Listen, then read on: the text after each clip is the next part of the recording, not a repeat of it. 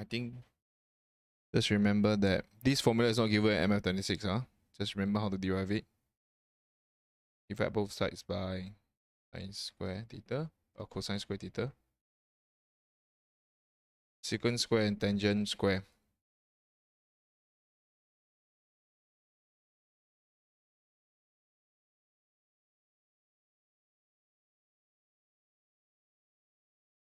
Then it will be like